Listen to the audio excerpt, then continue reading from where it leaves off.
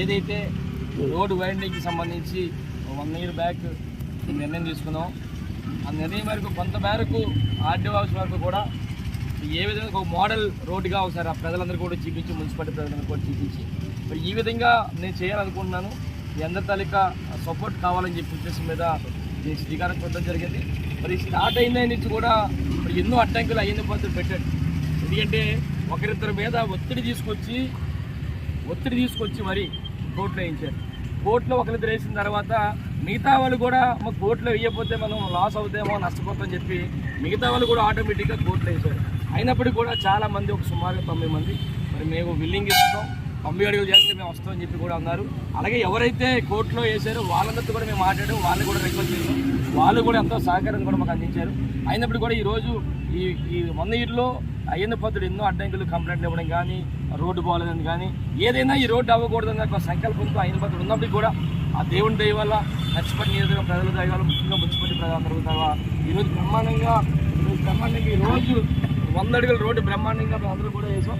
ఎంతో ఆనందపడతారు. ఇదంతా కూడా మరొక 2 రోజుల్లో, మరొక 2-3 రోజుల్లో ఇక్కడ గ్రైండరీ కూడా ఏర్పాటు చేస్తాం. అందరూ కూడా అంటే ఒకటే చెప్తాను, ఈయనపాత్రుడు ప్రతి 6 నెలలకి కూడా రోడ్డు వైండింగ్ చేస్తా అంటాం. మనందరూ చాలాసార్లు చెప్పాం.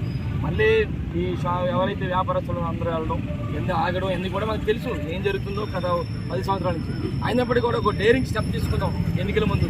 అంటే ఈరోజు వేలాది మందికి నష్టపట్టు వస్తున్నారు కనుక వాళ్ళందరికీ కూడా ఇబ్బంది అవుతుంది కనుక ట్రాఫిక్ సమస్యలని మరి ఈ విధంగా నిర్ణయం తీసుకున్నాం.